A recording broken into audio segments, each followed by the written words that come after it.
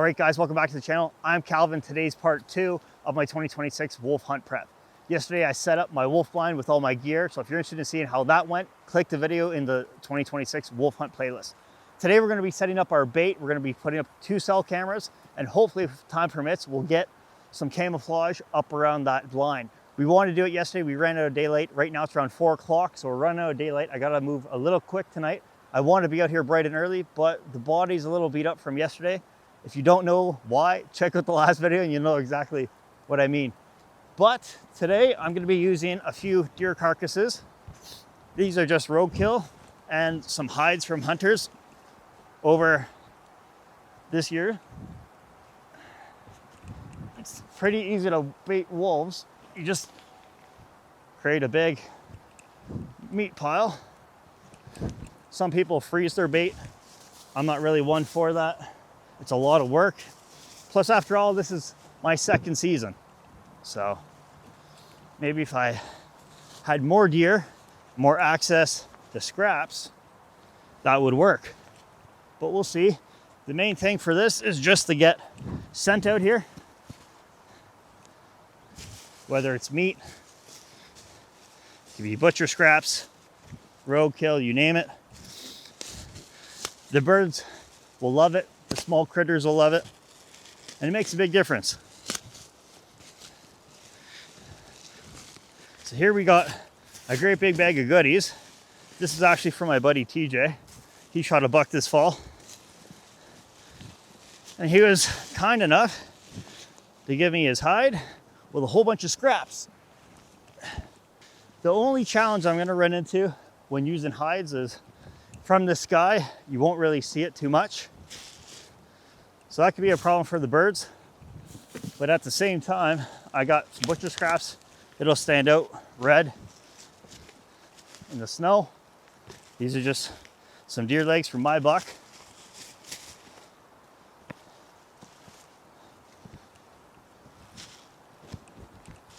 And I also got some meat trimmings. I gotta hit up my bait providers this week. I got about 4 or 5 stops to do. And if you're watching this and it's still in season, and you're a trapper or you have any carcasses or roadkills, by all means, let me know. This is just a soft launch for this season's bait. I'll be out here later on this week, probably with another 250 pounds of bait. These are just fish scraps.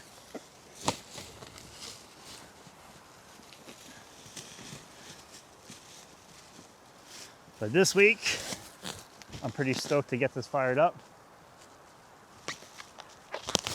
And after the snowfall, I'll still come on out to get things really lit up, hopefully.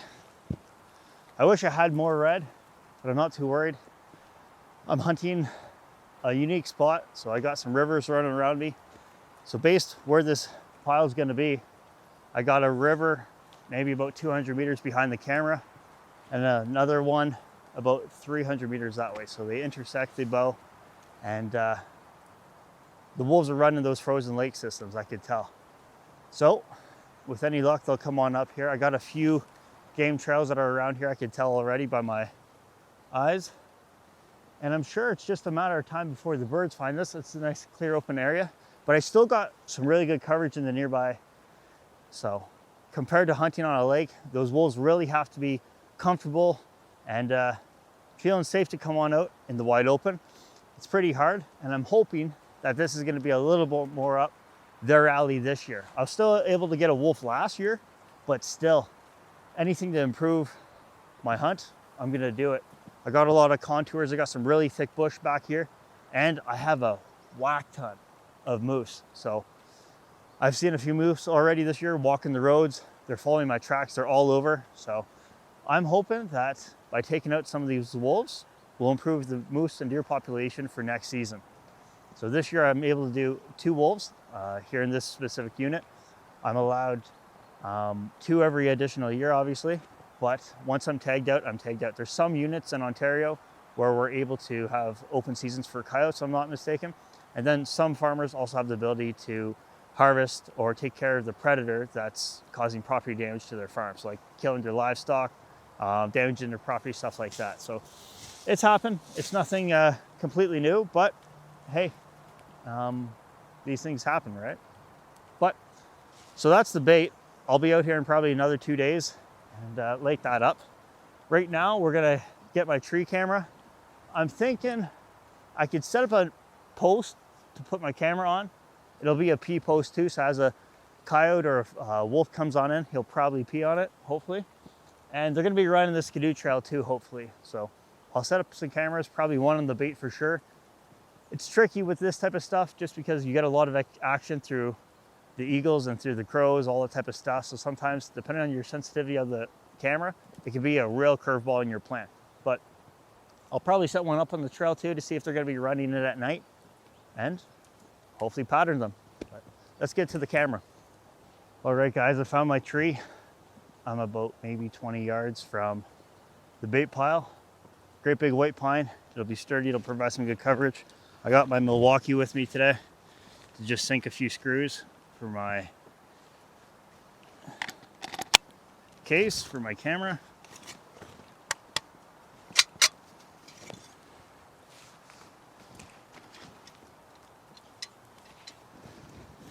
Just got to make sure I'm lined up really good with that bait pile. General area.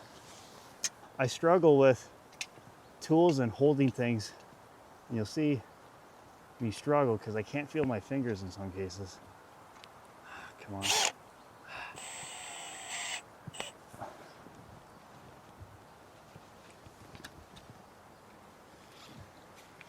For those who don't know what I'm using for cameras, I'm using the Tactacam Reveal Gen X 2.0. These are a little bit dated versions. They got some new models out, but this works just fine. So I may consider jumping to the 3 or the Pro series, but we'll cross that bridge when the time comes in spring. For this will work just fine.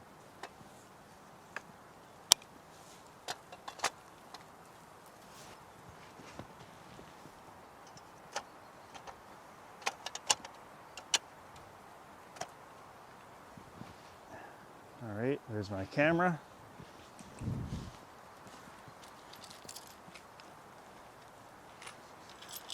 All I gotta do is lock it.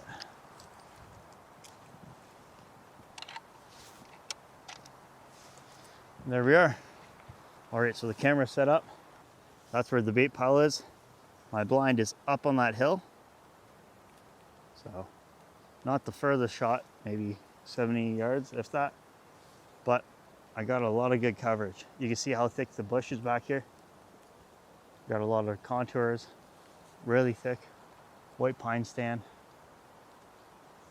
It's gorgeous out here. Okay, so it's around 4:45. I still got about 30 minutes worth of daylight. So I'm gonna head back to the wolf shack. I'm gonna look for some fallen timber, some pine, stuff like that. And then put it in front of my blind and hopefully conceal it a little bit more.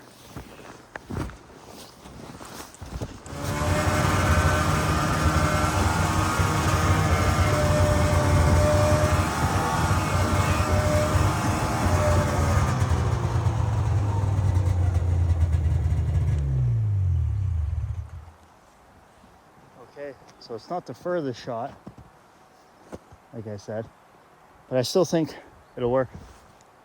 Okay, so I found a pine tree that I was able to take a few branches off. So what I'm gonna do is just pack that in around the edges, make sure I can still see out of my shooting lane. My main window here.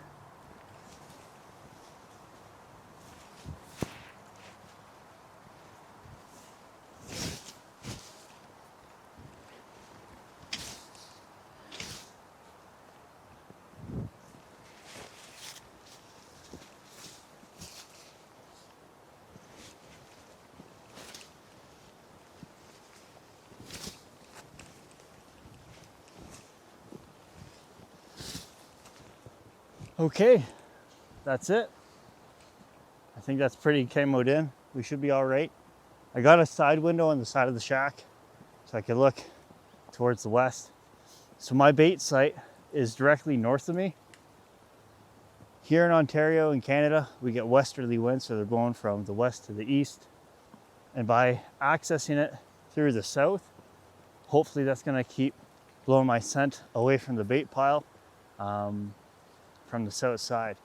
Another thing that I'm keeping in mind is I'm setting up on the south side, and I got some good background behind me.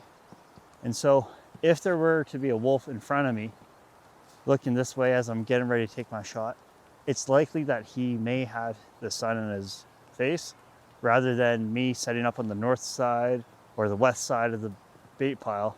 So when I'm lining up to take my shot, I don't have a chance of the sun being in my eyes and impacting my placement. So small little things like that I take into account. Sometimes I don't talk about that. This one just came to the top of my head.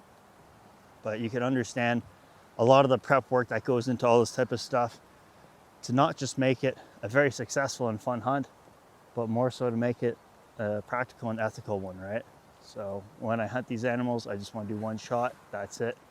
I don't need to take any high risky endeavors, for lack of better words. But, all right, guys, so that's gonna be it for the Wolf Shack. I'm all right with how things are right now. I'll make a few minor tweaks and adjustments when I come out later on this week to add some more bait to the pile. And then we'll see how things look in the daylight. With any luck, we'll have some wolves come on in here shortly and head up the bait pile, and we can find those on the trail cameras hopefully in the next coming days. That said, I'm excited to kick off this wolf season. I hope you guys enjoyed this type of video. With any luck, I will be able to get not just one wolf, but 2 wolves this season. But who knows? Maybe I'll strike out. I'm out here having a blast, and I hope you guys enjoy this stuff too. There's nothing quite like it. It's quiet. It's really nice. It takes your breath away, to be honest. But I'm just lucky and fortunate to have the opportunity to live these moments still, get out into the woods, and just live life how I see it, right? Maybe some of you guys could relate to that type of stuff. With this season, who knows what's gonna turn out. With the Skidoo, it makes things a lot easier compared to last year. I used to bring in my bait all by hand, bushwhacking, hiking across the lakes and things like that. But if you're interested in seeing that type of stuff, check out my 2025 wolf hunt playlist and you'll see exactly what I'm talking about. So the Skidoo makes things a lot easier. And who knows, maybe with this pack trail that I've used to get in here, I won't need snowshoes. So it'll just mean one less thing to bring with me along. And the lighter, the better, in my opinion, especially for me, because sometimes these hunts can just get really grueling on my body, slow me down. I'm moving a lot right now and it's pretty mild, so my neuropathy in my hands and my feet aren't too bad. I'm good to do the physical, let's say, grunt work, but the fine motor skills, the gripping, the tying, the tools like you saw, that's the stuff that I struggle with. So I don't know if I'm gonna get to a whole bunch of ice fishing this season. I struggle with tying fishing line, but who knows? If the bait pile's not gonna be popping and we don't got wolves out here, maybe I'll do another ice camping video. So stay tuned. We'll see what turns out for the rest of this season. I'm excited to be into 2026. And hey, with last year almost tagging out, we'll try to tag out again. Well, hopefully tag out for this year completely across the board. So thanks for everyone who's watched along. If you guys would do me a favor, like this video, subscribe to the channel if you haven't already, and share this video with someone who may appreciate this type of content. If you want to find out more about how to improve the health outcomes of men across the board, you could check out not just Movember, but check out my Mo space as well. You can find out more about my story with cancer, what I've done since then, and what I'm doing for men's health in 2026. So until next time, we'll catch you guys later. And if you guys think I'm gonna get a wolf this year, comment down below. Cheers.